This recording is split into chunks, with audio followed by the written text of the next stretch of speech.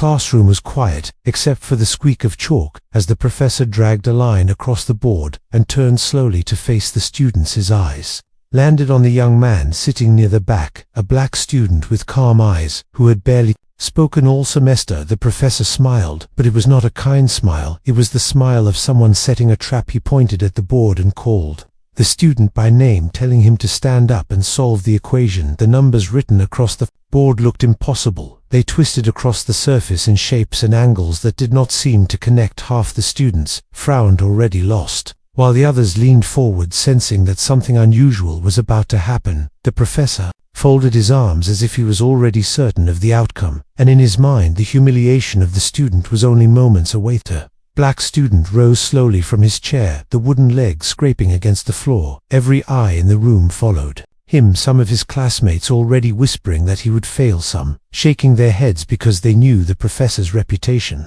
This was not the first time he had done something like this. He had been known to test students in unfair ways, but this time it felt different, more deliberate. The student walked toward the front, his steps steady, his face unreadable. He reached the chalkboard and looked at the strange equation written there for a moment. The silence in the room grew unbearable, like the air itself had turned heavy. The professor tapped the board with his finger and asked if the problem looked familiar. The tone was sharp, almost mocking, as if daring him to admit defeat before he even tried. The student did not answer right away. He studied the symbols line by line, his mind moving quickly beyond the surface. His hand hovered near the chalk, but he did not pick it up yet. Instead, he asked a quiet question, almost too soft for the others to hear. He wanted to know if the professor had written the problem exactly as it was intended, or if something had been altered. The professor's eyebrow lifted, and he laughed in front of the class, saying that equations had only one truth, and that if the student could not see it, he should sit back down. The laughter did not spread among the students. Instead, it left an uneasy silence, because everyone could see the challenge was unfair. They could feel the tension building like a storm about to break. The student finally picked up the chalk. His fingers steady, he turned toward the board, and with one sweeping motion erased a single part of the professor's writing. His voice firm now as he explained that the equation as written was flawed. It was not a problem to be solved, but a trap designed to mislead. Gasps filled the classroom. Some students leaned forward, others covered their mouths. The professor's face stiffened for the first time. He looked uncertain. The student then began to write, line after line, his movements quick, precise, each number falling into place with clarity. The chalk struck the board rhythmically, like a heartbeat, echoing in the silence. What had been a wall of confusion transformed into a pattern of logic. The classmates watched in disbelief. The student stopped only once to glance at the professor, his eyes unwavering before he continued solving until the board was full. The final line of his work glowed in the minds of everyone present because it was clean, clear, undeniable proof that the professor had altered the original formula. The truth stood there in chalk. No one could argue with it, not even the professor. The silence that followed was heavier than before, and then one of the students in the front row whispered that he had done it. The whisper spread like fire through the room. The professor cleared his throat and tried to regain control, but his words stumbled. He insisted that perhaps it had been a test of awareness, not a mistake. But even he knew his excuse was thin. His authority had cracked in front of his students. Black student finally set the chalk down, his hands calm. He did not gloat. He did not raise his voice. He only turned back to his classmates and gave a small nod, then walked back to his seat, leaving the professor frozen at the board. The class buzzed with shock, eyes darting back and forth, whispers rising like waves. No one had expected this outcome, and for the first time the power in the room no longer belonged to the professor. What no one realized in that moment was that this single event would spark a chain of revelations bigger than any of them could imagine. Hidden grudges would surface, secrets would be uncovered, loyalties would shift, and by the end of it, the lives of everyone in that room would be changed forever.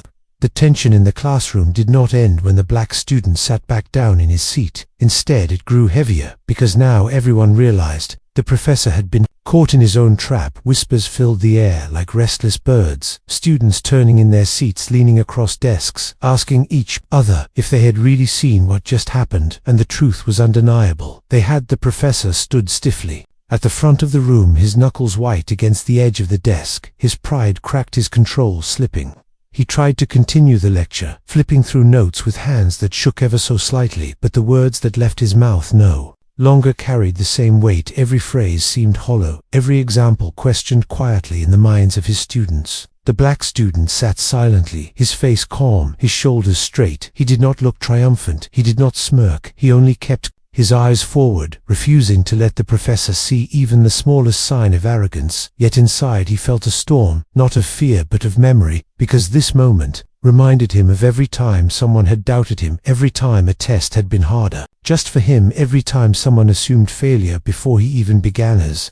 The class ended. Students poured out of the room, buzzing with chatter, their voices louder now, free of restraint. Some praised the student, openly saying he had saved them all from confusion. Others whispered in shock that the professor had been wrong for once. A few carried unease, knowing that such humiliation would not be forgotten, especially not by a man as proud as their professor. The student walked slowly through the hallway, his steps steady though his thoughts raced. He remembered his father's words spoken long ago, that sometimes the world will test you not to see what you know but to see if you will break. And today he had not broken, he had stood, he had answered, and he had revealed the truth. But he also knew the professor's eyes as he left the room, eyes filled, not with respect, but with a promise of something darker. That night the student sat at his desk, books open in front of him, though he could not focus on the numbers. The silence of his small room pressed against him, memories pulling him backward. He saw again the chalk in his hand, the sudden gasps of his classmates,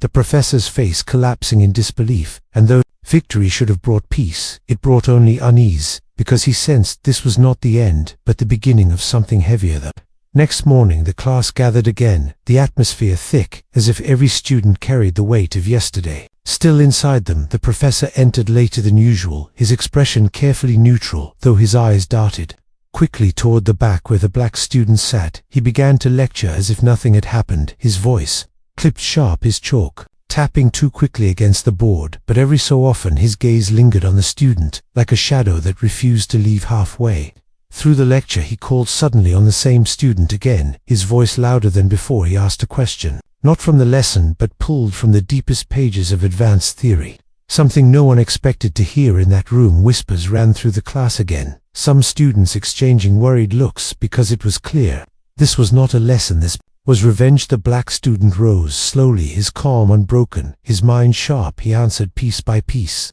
his voice steady though the question was twisted. The professor pressed harder, adding more layers, more complications, hoping to trip him, but each answer came clean, logical, undeniable, until finally the professor had no more words, only silence, heavy and awkward. The student sat down again, his dignity unshaken. The class ended with a silence thicker than before, students unsure what to make of the war unfolding before their eyes. Yet in their hearts they knew something important was happening, something that would not remain within the walls of their classroom for long. What none of them knew yet was that the student carried a secret, one that even the professor could not predict, and that secret would turn every assumption, every betrayal, every hidden motive into something far more dangerous than a chalkboard equation. It was the kind of secret that could ruin reputations, break careers, and change the path of more than one life forever. And as the professor watched him leave the room once more, his jaw tight, his pride bleeding, his mind already plotting the next move, the story of humiliation was only sharpening into a story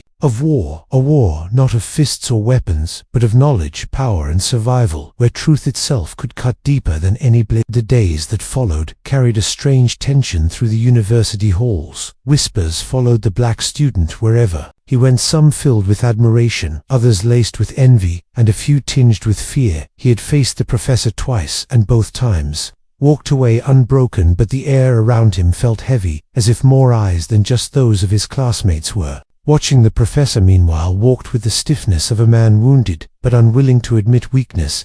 He lectured with his usual sharp tone, yet students noticed his mind wandered, his gaze falling often on the back of the class where the student sat. He never called on him directly again, but the silence between them was louder than any question. One afternoon, as the student left the library, he noticed a folded slip of paper wedged between the pages of his notebook. Written in hurried ink were words that made his chest tighten: "Meet me after class behind the old auditorium. Someone knows the truth." He looked around, but no one lingered nearby. His instincts whispered caution, but his curiosity whispered louder. When the time came, he went to the old auditorium, its broken windows and dust-covered seats a place few students ever visited. The shadows inside seemed to breathe with secrets. He stepped carefully until a figure emerged from the dark. It was one of his classmates, a quiet boy from the front row who rarely spoke. The boy's eyes darted nervously as he explained that the professor had enemies. Not just students but colleagues too. He revealed that the equation written on the board that first day was not random. It had been stolen from an unpublished paper meant to discredit someone else, a rival in the faculty. The professor had intended to use it as a weapon, twisting it to embarrass, but in doing so he had left a trail, and the student had unknowingly exposed more than a simple classroom trap. He had stepped into a larger conflict, one that involved pride, politics, and power far beyond a chalkboard. The black student listened, his chest heavy. He realized the humiliation he delivered had not simply bruised the professor's ego. It had pulled at threads of something bigger, threads that could unravel reputations, careers, even lives. The classmate begged him to be careful, because once a professor's pride is wounded, he does not fight fair. That night, the student sat in silence, replaying the words in his mind. He thought of his family, the sacrifices they had made for him to be here, the endless hours spent proving himself in places where doubts shadowed every step. And now he saw clearly. This was not about one test, one class, or one arrogant professor. This was about a system of power built on silence and fear, and he had already cracked it. The next lecture came, and the professor stood tall at the front. Though his face betrayed a tightness in the jaw, he announced a sudden exam to test the true ability of his students. Gasps filled the room. It was unplanned, it was unfair, but no one dared protest. The papers were handed out, questions thick with complexity, the room filled with the frantic scratching of pens. The black student worked quietly, his mind sharp. Every question he faced reminded him of the message in the auditorium. This was more than an exam, it was a move in a larger game. He finished with minutes to spare and set his paper down, his eyes locking with the professor for a fleeting second. He saw not a teacher, but a man desperate to win back what had been lost. When the results came, the tension shattered into silence. The professor read the scores aloud, his voice clipped and stiff, and when he reached the black student's name, he paused, his lips pressed thin before announcing the highest score in the class.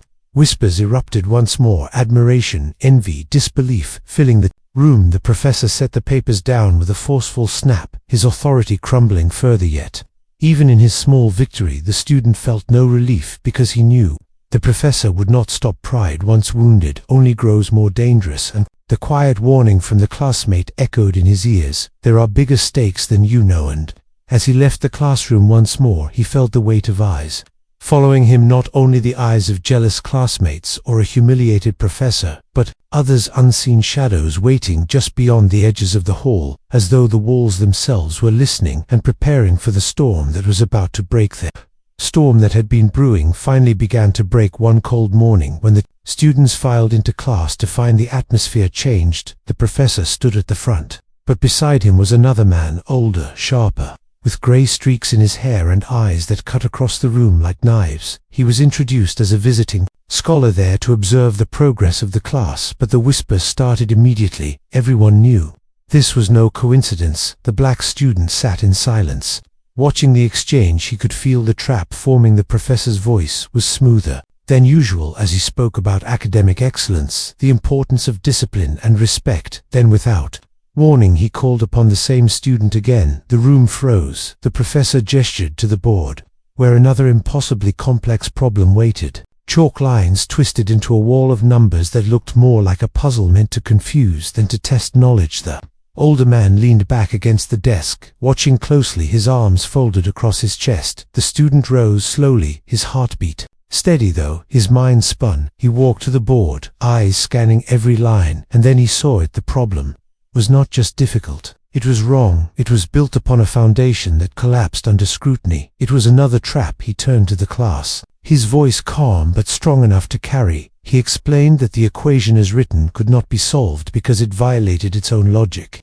He began to rewrite it piece by piece, correcting what was broken. His chalk moved fast, precise, and soon the wall of confusion melted into a clean path to the answer. The whispers grew louder. The older man straightened his posture, and the professor's face drained of color when he placed the chalk down. The room erupted, half the students whispering in awe, others staring wide-eyed. The professor snapped the board eraser across the chalk lines, as if erasing evidence, but the older man stopped him.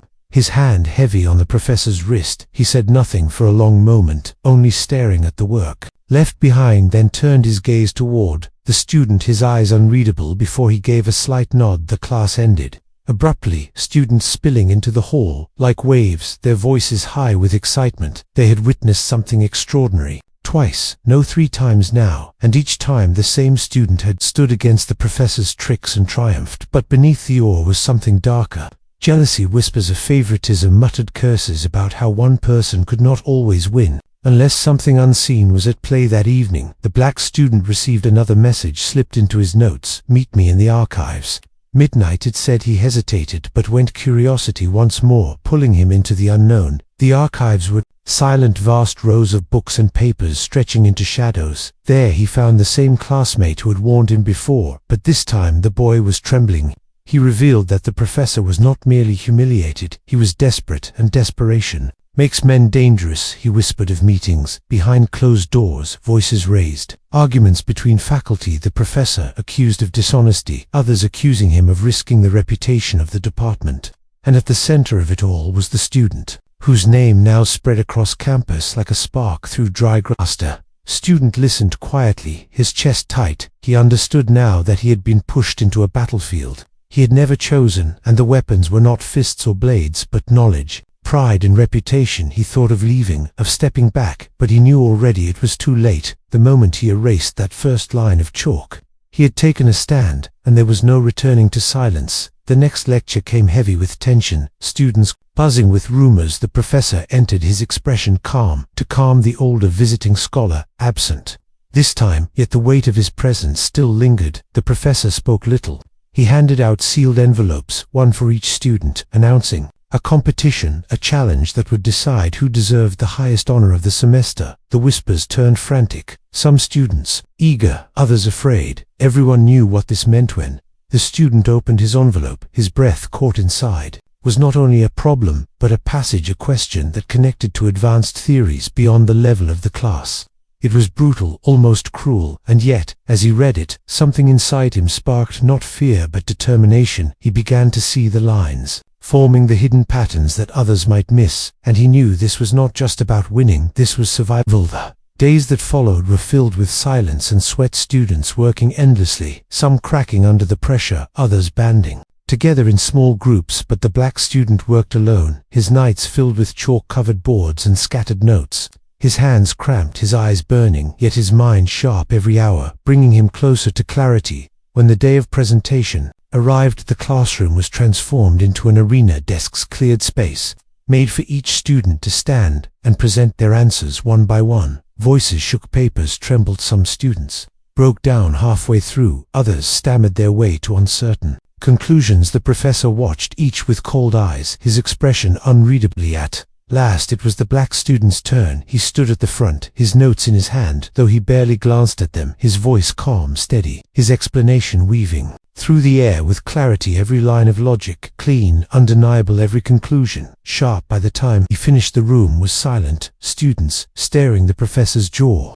tight, the truth hanging heavy. Before the professor could speak, the door opened, and the older scholar entered, his eyes sweeping the board, and then the student. He nodded once more, this time more firmly, and addressed the room, saying that what they had witnessed was not only correct, but extraordinary, and that such talent could not be ignored. The professor's face twisted, pride, shattered, anger burning beneath his skin, yet he could say nothing, not in front of the class, not in front of the scholar. He dismissed the students quickly, his voice sharp but shaking, and as they left, whispers turned into waves, louder than ever. The black student had not only survived the challenge, he had risen above it. But even as he walked out of the room, his classmates, staring at him with wide eyes, admiration, envy, suspicion, swirling together, he felt the weight of what was still to come. Because men like the professor do not forgive humiliation, and the deeper secrets of this university were only beginning to rise to the surface, and soon he would discover that what began as a battle of numbers and chalk was leading toward betrayals darker than he had ever imagined. Whispers on campus had grown into storms. By the time the new week began, students in the cafeteria spoke in hushed voices about the black student who had stood against the professor 3 times and had not broken. Some praised him, calling him genius. Others muttered darkly that no one could win so perfectly without help. Jealousy Sharp as knives carved lines between classmates and rumors began to twist, until even his victories felt heavy. The black student walked the halls with steady steps, yet his mind was restless. Every glance thrown his way carried weight, admiration, suspicion, envy, hatred, all mixing into a haze he could not escape. He knew that triumph carried a price, and the professor's silence these past few days was too calm to patient. It felt like the pause before thunder. Late one evening, as he left the library, he noticed a shadow moving behind him. His instincts sharpened. He slowed, then turned quickly, but the hallway was empty, only the echo of footsteps fading. He felt the tension crawl up his spine. Someone was watching him, someone waiting. He quickened his pace, and did not slow until he reached his small room, locking the door behind him. The next day the professor returned to class. His face composed, his tone smooth. He announced that the department would be hosting a special symposium, where students could present research to faculty from across the university. It was an honor, he said with forced warmth, but his eyes locked onto the black student, as if daring him to take the bait. The class buzzed with excitement, yet unease lingered, because they all knew who the real target was. That night, the student received another message slipped under his door. This time, the handwriting was unfamiliar. It said simply, "Beware, the professor has more than pride to protect." The words chilled him because they confirmed what he had begun to suspect. This was no longer only about humiliation or power in the classroom. There was something deeper at stake, something hidden in the walls of the university itself. When the day of the symposium arrived, the lecture hall was filled with faculty members seated in rows, their eyes sharp, their pens ready. The professor presided at the front. His smile thinned. The students presented one by one, their voices nervous, some breaking, others stumbling. Yet the room remained polite, until it was the black student's turn. He walked to the front, his heart calm though his chest felt heavy. He began to speak, his voice steady, guiding the faculty through his ideas, his work precise and clear. But halfway through the presentation the professor interrupted, his voice loud, slicing through the room. He accused the student of plagiarism, claiming the equations and theories had been stolen from restricted research. The room gasped, the faculty members exchanged sharp glances, the air thick with shock. The student froze for only a moment before he gathered himself. He denied the accusation, his voice calm but his hands clenched. He explained his process, the steps he had taken, the countless hours of work. But the professor held up a folder thick with papers, claiming it contained proof. Whispers tore through the room. The student stared at the folder, his eyes narrowing because he recognized it. The handwriting inside was his, but the arrangement had been altered, twisted, fabricated to look like theft. He realized in that moment that the professor had gone beyond humiliation. He had crossed into betrayal, forging evidence to destroy him. The faculty demanded time to review the matter. The symposium ended in chaos, students whispering, teachers glaring, the professor walking tall as if victory had finally returned to him, while the black student stood silent, his world spinning. That evening he returned to his room, only to find it already disturbed. Papers, scattered notebooks, missing his work, rifled through. His chest tightened. This was no longer a battle of chalk and numbers. This was war. He sat in the middle of the mess, his breathing slow, his mind sharpening. He thought of his father's words that truth is a blade sharper than lies, and he vowed then that he would not be broken the next day. He sought out the quiet classmate who had warned him before. Together they searched for proof, something that would expose the professor for what he had done. Long hours in the archives, digging through records, long nights, piecing together fragments, until at last they found it, a hidden trail of documents signed years before, linking the professor to stolen research ideas, lifted from colleagues, covered up with clever lies and silence. The black student held the evidence in his hands, his pulse quickening. He knew this was dangerous. He knew that exposing the truth would not simply save his name, but would tear open wounds across the entire department. He understood now why the professor had fought so fiercely, why humiliation had turned into war, because pride was not the only thing he was protecting. He was protecting years of deception. He prepared his case carefully, each note, each page lined in order like pieces of a puzzle. He knew the faculty meeting was only days away, the professor ready to condemn him officially. But now he had a weapon sharper than chalk, sharper than lies. He had the truth, and when the day came when the faculty gathered again and the professor stood tall to deliver his accusation, the black student rose, his voice calm, his eyes unwavering. He laid the documents on the table, one by one, his explanation clear, precise, undeniable. And as the pages spread across The room's silence fell heavy as stone because the truth was visible to all. The professor's lies unmasked his deceptions, exposed the professor's face, drained the color. Vanishing from his skin, his mouth opened, but no words came, only silence, heavy and suffocating. The faculty stared first at the student, then at the man who had taught beside them for years. Realization dawning, betrayal searing. The battle was no longer about a single classroom. It was about survival, reputation, legacy, and the truth now stood like fire in the middle of the room, ready to consume everything it touched. Room fell into a silence so deep it felt as if even the walls were listening. The stack of documents lay across the table. The handwriting, the dates, the signatures, each one a knife carving through the image of the professor that had stood untouchable for years. His lies were no longer whispers, they were written in ink, undeniable before the entire faculty. The black student stood tall, his voice steady, as he explained each page, how the equations had been lifted, how research had been twisted, how others had been silenced by fear. The faculty leaned forward, their faces hardening with every word. When he finished, he stepped back, the papers left to speak for themselves. The professor tried to rise his mouth, opening to form excuses, to shift blame, but the words caught in his throat. The older scholar, who had been watching from the side, stood and spoke first, his voice heavy with finality. He declared that the truth had been revealed, that trust once broken cannot be rebuilt, that a man who builds his reputation on theft and deception has no place among them.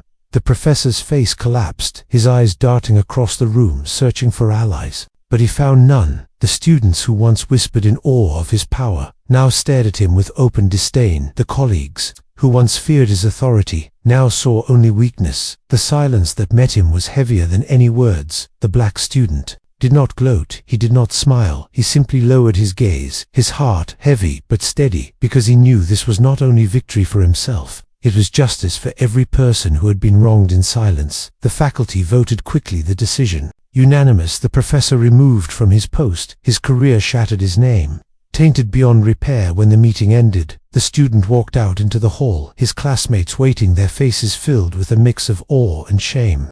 Some approached him, their voices quiet, apologizing for their doubt, admitting they had whispered against him. Out of jealousy, he accepted their words with a calm nod, but he did not linger on them, because he understood now that victory was not about applause or admiration, it was about standing firm when everything tried to break you. That night he sat alone at his desk, the weight of the past weeks pressing against him.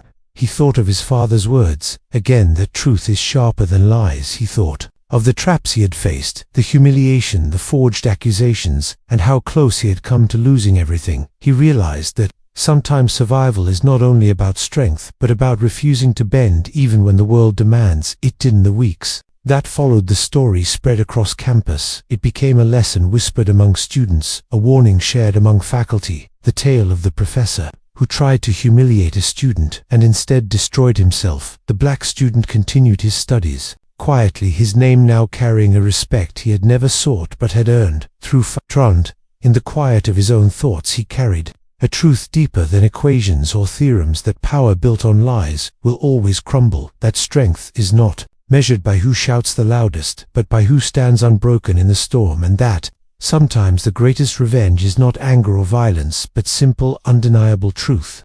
The story ended not with cheers but with silence, a silence filled with respect and fear, a silence that marked the fall of a man who had believed himself untouchable, and the rise of a student who had proven that even in the darkest traps, light can still find a way through. The end.